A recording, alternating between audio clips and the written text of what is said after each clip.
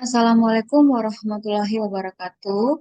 Perkenalkan, kami dari kelompok 11 ingin mempresentasikan hasil analisa jurnal kami yang berjudul Gangguan Pemenuhan Kebutuhan Oksigenasi di Ruang Kenanga RSUD Sleman. Latar belakang. Secara global, beban penyakit bronkitis tergolong tinggi. Menurut WHO di tahun 2022 melaporkan bahwa ISPA sebagai penyebab sekitar 4 juta kematian setiap tahun, dengan 98% diantaranya disebabkan oleh infeksi saluran napas bawah. Dalam praktik klinik, salah satu masalah utama pada pasien bronkitis adalah ketidakefektifan bersihan jalan napas yang terjadi akibat penumpukan sekret di saluran napas. Sekret yang berlebihan dapat menimbulkan hambatan aliran udara, menurunkan saturasi oksigen, dan memicu sesak napas. Menurut Isniarta et al. 2023.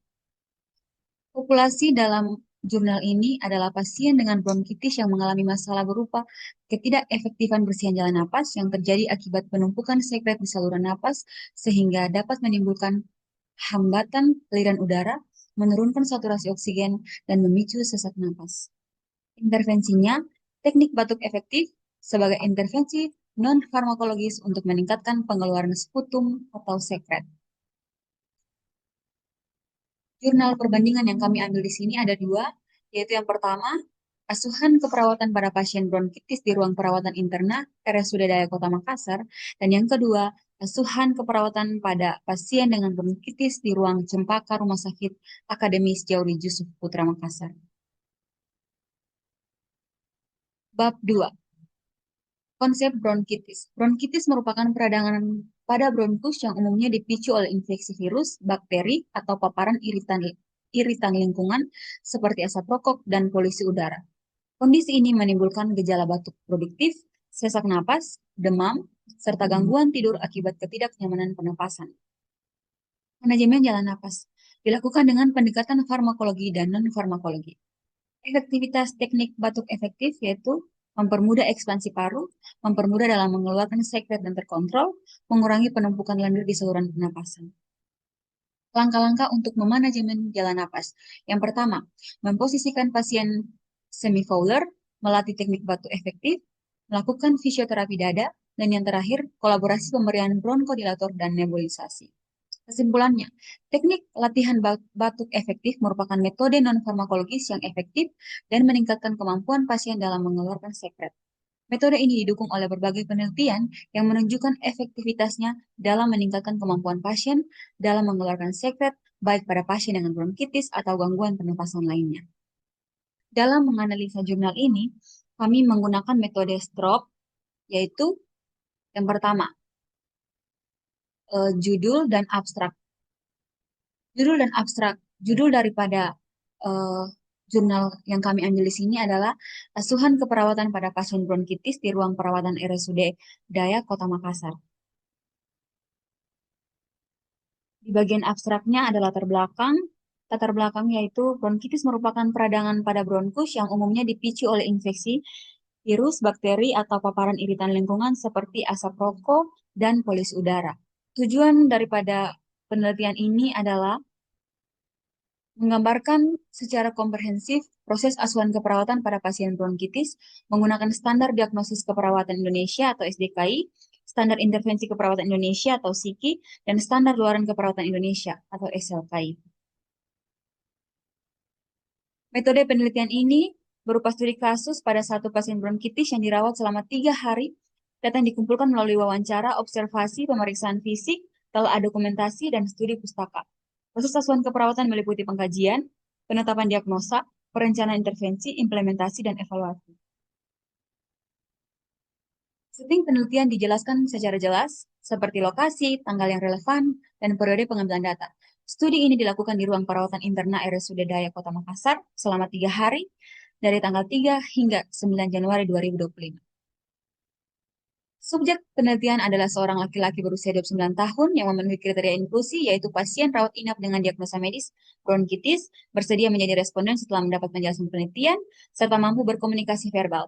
Pemilihan subjek dilakukan secara purposif dengan pertimbangan pasien menunjukkan gejala khas bronkitis dan dapat memberikan informasi yang lengkap mengenai riwayat kesehatannya.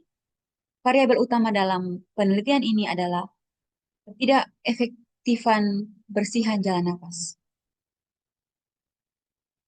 Pengumpulan data dilakukan melalui observasi langsung, yaitu tanda vital, pola napas, frekuensi batuk, produksi sputum, gejala sesak, wawancara dengan pasien dan keluarga, seperti menanyakan riwayat kesehatan, keluhan utama, faktor pola aktivitas, serta pemeriksaan fisik, dan dokumentasi dari catatan rekam medis.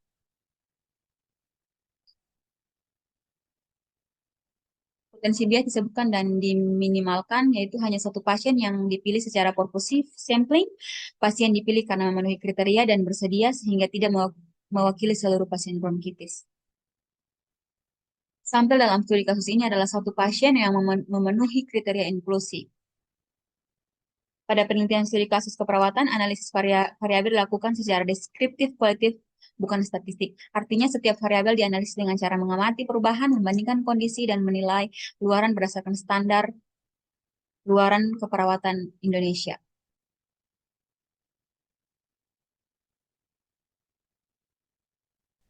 Data dianalisis dengan metode deskriptif, yaitu perbandingan pre-test dan post-test.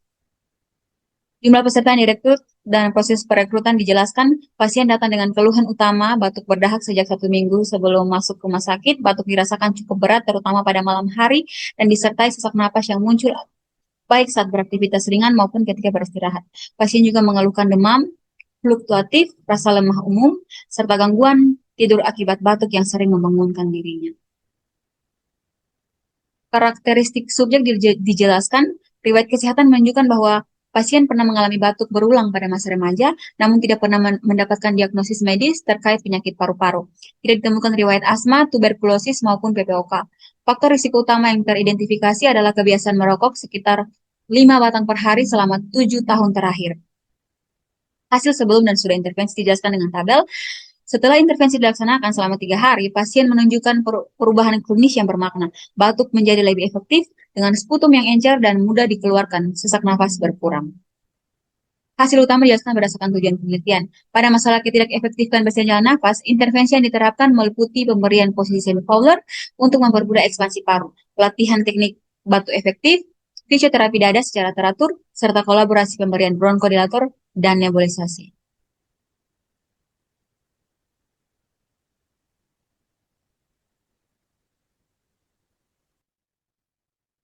Hasil analisis individu berdasarkan jurnal di atas.